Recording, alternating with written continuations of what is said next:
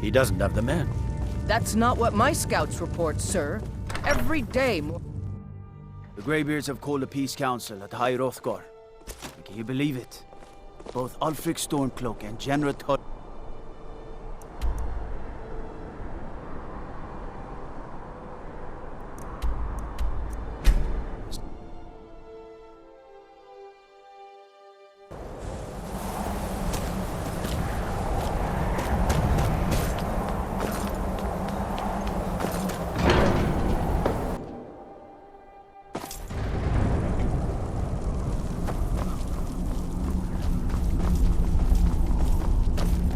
So, you've done it. The men of violence are gathered here, in these halls whose very stones are dedicated to peace.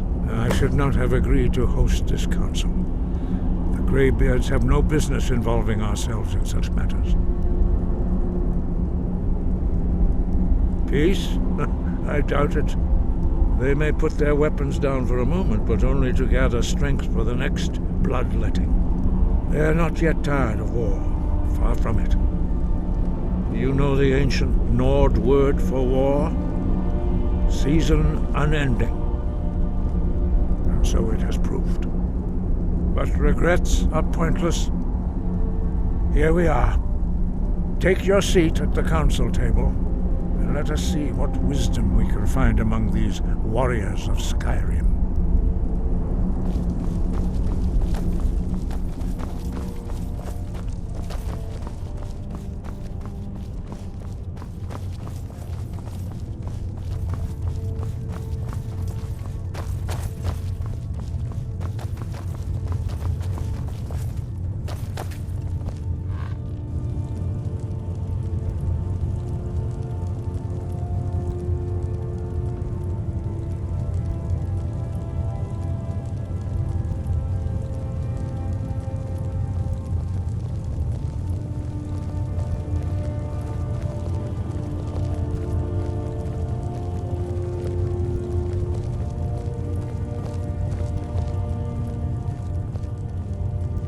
Now that everyone is here, please take your seats so we can begin. I hope that we have all come here in the spirit You insult us by bringing her to this negotiation? You're Chief Talos Hunter? That didn't take long. Here, here. I have every right to be at this negotiation. I need to ensure that nothing is agreed to here that violates the terms of the White Gold Concordat. She's part of the Imperial delegation. You can't dictate who I bring to this council. Please, if we have to negotiate the terms of the negotiation, we will never get anywhere. Perhaps this would be a good time to get the Dragonborn's input on this matter. By Izmir's beard, the nerve of those Imperial bastards, eh? To think that I would sit down at the same table with that. Thalmor bitch. Either she walks or I do.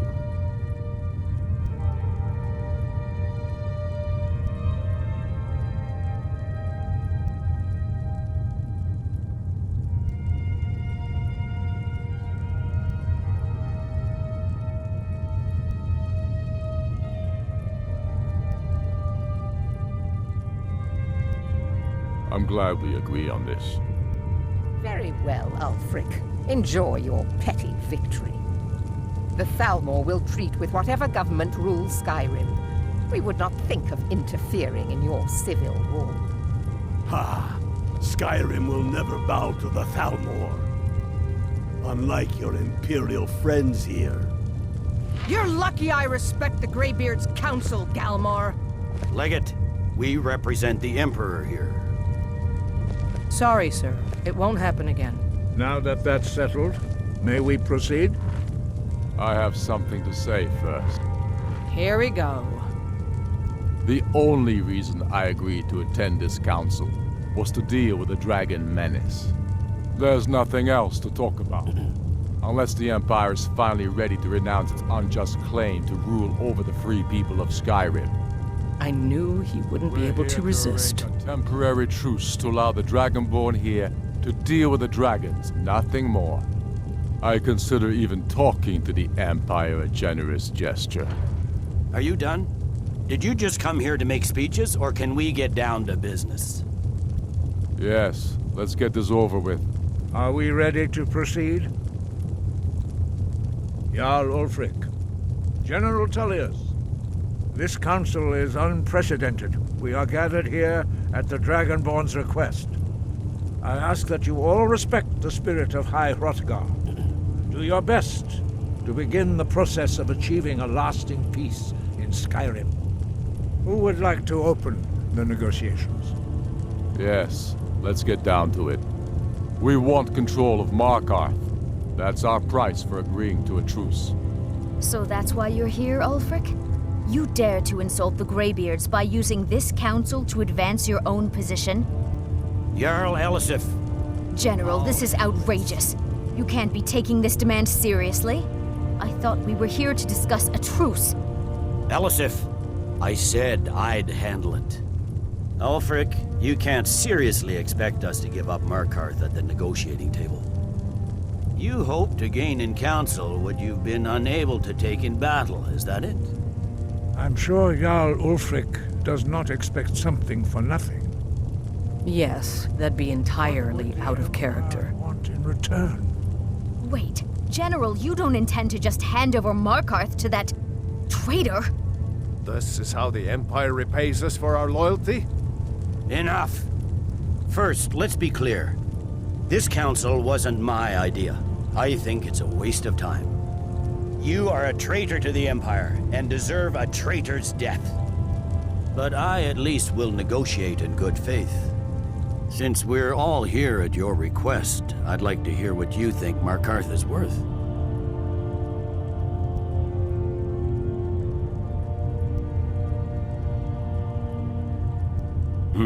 The rift would help secure our communications with Cyrodiil, and threatened Ulfric's southern flank. The Dragonborn has spoken, Tullius. Markarth will be ours. Now we'll see if there's anything behind your talk of good faith. You disappoint me, Dragonborn. I accepted your invitation on trust in your good name. But it seems you intend to favor Ulfric. I can see now that this is not a negotiation at all. I know you, Ulfric. If I hand over Markarth, you'll be ready with a new demand. You'll never defeat the Empire, and you know it. But you're willing to sacrifice thousands for your own selfish ambition. Soon enough, I'll have you back under the headsman's axe, and this time there won't be any dragon to save you. As always, the Empire's fine words are worth nothing. Stop! Are you so blind to our danger that you can't see past your petty disagreements? Here you sit arguing about nothing, while the fate of the land hangs in the balance. Is he with you, Delphine? If so, I advise you to tell him to watch his tongue. He is with me, and I advise you both to listen to what he has to say before you do anything rash. Don't you understand the danger? Don't you understand what the return of the dragons means? Alduin has returned, the World Eater. Even now he devours the souls of your fallen comrades. He grows more powerful with every soldier slain in your pointless war. Can you not put aside your hatred for even one moment in the face of this mortal danger? I don't know about the end of the world, but this dragon situation has gotten out of hand. If this truce will help the Dragonborn here put an end to that menace, we both gain. Remember that, Ulfric.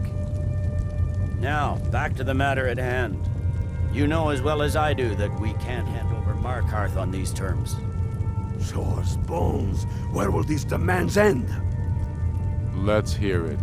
We want compensation for the massacre at Karthwasten. You slaughtered the very people you claim to be fighting for.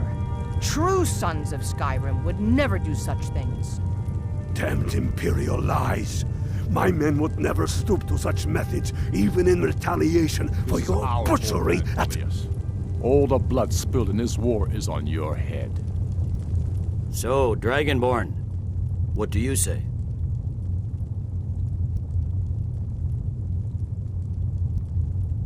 Well said. For once you'll actually pay for your crimes. I suppose that's the fairest deal we're likely to get. It seems we may have an agreement. Jarl Ulfric, General Tullius, these are the terms currently on the table. Markarth will be handed over to Ulfric's forces, Jarl Igmund will step down, and Thongvor Silverblood will become the Jarl of Markarth. The Stormcloaks will withdraw from the rift, allowing Imperial troops unhindered access. Jarl Leila Lawgiver will step down, and Maven Blackbriar will become the Jarl of Riften. The Stormcloaks will pay appropriate compensation for the massacre at Karthwasten. You both agree to this? The Sons of Skyrim will live up to their agreements, as long as the Imperials hold to theirs. What about you, Elisif? Are these terms to your liking? Speak up! I'm sure General Tullius is waiting to do your bidding. I have nothing to say to that murderer. General, you've proven yourself a good friend to Skyrim. I continue to trust that you will do your utmost to safeguard our interests. Thank you, Jarl Elisif. I appreciate your loyalty. The Empire can live with these terms, yes, for a temporary truce, until the dragon menace is dealt with. After that, Ulfric, there will be a reckoning. Count on it. Come on, Galmar. We have a lot of work to do. Giving up Markarth is a heavy price for this truce, Dragonborn. I hope it was worth it. Jarl Balgruf, I assume you are familiar with the Dragonborn's plan? Yes, I'm ready to do my part. Just say the word, and my men will help you spring this trap. But the difficulty remains how to lure a dragon to Dragon's Reach at all. Well, that's an excellent question. You haven't overlooked that little detail, have you? I believe I can be of help here. I anticipated the problem. While you were arranging this meeting, I was busy in the library of Skyhaven Temple, an unguessed trove of lost lore.